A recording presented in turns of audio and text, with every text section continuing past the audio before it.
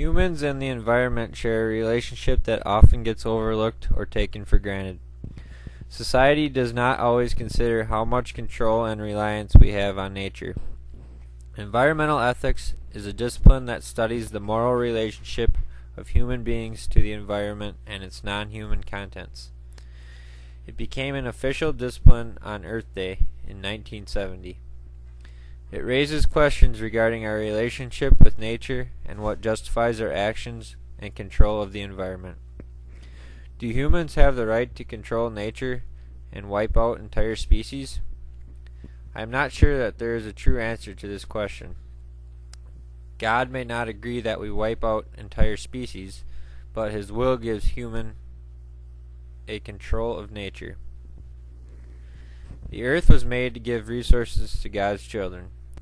God created man in His image and gave them domain over every living thing on earth. God also made man the dominant species, and man needs to replenish and reproduce.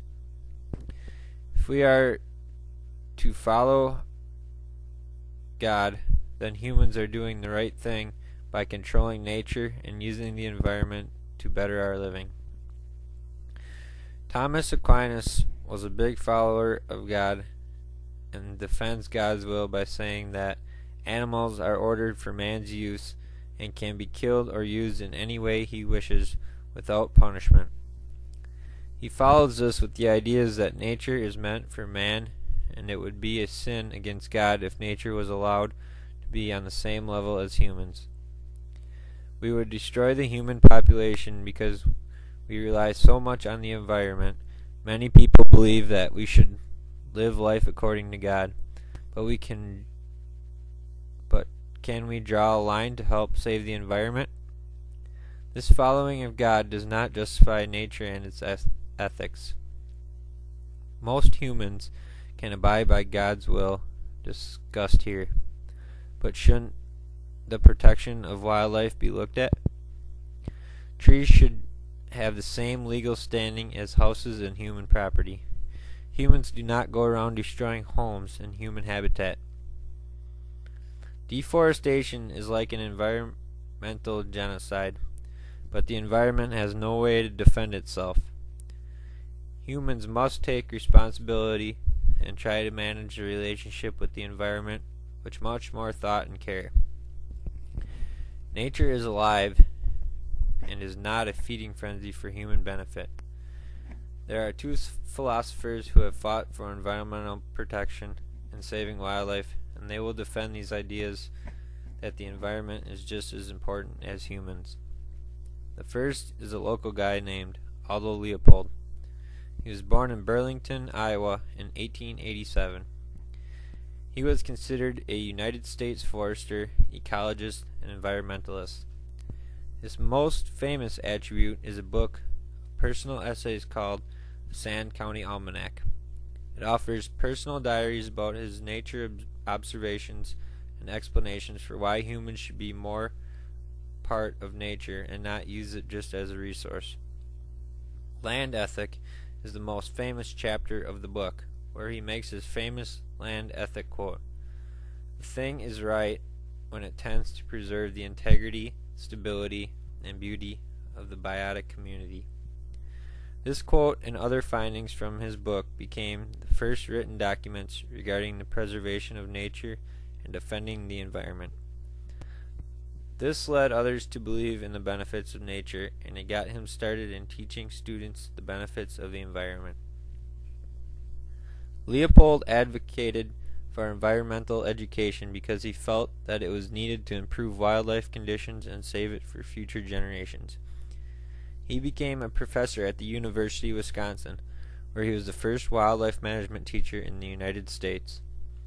This was his big opportunity to spread his ideas about nature and start conservation efforts. Along with his teaching at the university, Leopold also developed the University Arboretum, which was the first in the country. With all that Leopold did in teaching a Sand County Almanac, it makes him the biggest name in environmental philosophy. This simple quote sums up his belief. Humans are a part of the environment and not conquerors of it. Leopold, however, was not the only man to come forward and defend the environment. John Muir was another environmental philosopher who was born in Scotland in 1838. His experience with the outdoors came by accident. He became blind in one eye from a work accident and decided that he wanted to explore nature and the outside world. His most famous attributes to nature are his preservation of Yosemite National Park and other wilderness areas. Along with preservation efforts, Muir was the founder of the United States National Parks. Muir will always be remembered for these efforts, but his quotes are why he is known for being an environmental philosopher. A voice can go a long way in influencing people, and Muir took advantage of his voice. The world was not made for human use, but it exists apart from humans as its own community. Another quote here sums up the importance of nature. When one tugs at a single thing in nature, he finds it attached to the rest of the world. This is very true and is widely overlooked by modern society. His last argument raises a question to get to God and why God has chosen man to be in control. God created us as well as every other of Earth's bound creatures that we cannot even see with our eyes. So why are humans just another part of this big creation? Muir was effective in his quotes, but it was effective and it gained respect just like Leopold. These are two philosophers who do not always get recognized for being philosophers. They showed a true awareness of the environment and tried to protect it so that we can experience it today. Their efforts and conservation policies are still followed today, and an understanding of the environment is much greater now. With the defense of nature that these two men did, there are still ongoing problems, and the environment will never have equal rights as humans. The environment is just too valuable to human life that it can never be left alone or just enjoyed.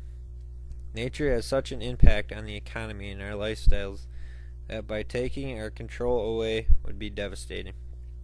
The biggest interaction that humans have with nature is during hunting and fishing. So by removing these efforts, we would lose a big connection to nature and we would become very isolated. Like Muir said in nature being attached to the whole world by a string. If we give nature the string to pull us, nature would destroy the world. Limits and agreements need to be met to save the environment, like Muir and Leopold advocated, but we cannot make it untouchable to humans. It does not matter which side of the environmental ethics we take. God will, in having human man take control. Or Leopold and Muir, who believe we should be equal with nature, there has to be an in-between. Human control will not go away, but it needs to be limited to keep the environment for future generations and to protect the wildlife as much as possible. There is no reason for deforestation or making an animal become extinct. We can also cut back on fur, lumber, and paper to prevent the loss of nature at such a high rate. Education is also vital in saving nature, along with having an awareness and respect for it. Humans need to put themselves in nature's feet and see how they would react to the situations. Nature does not have a way to defend itself, so humans need to take priority and defend nature on their own. Nature should not be put into control either, but the scale should weigh much closer to even than it is currently. Environmental ethics is debatable philosophy that has no true answers and continues to be evaluated and argued.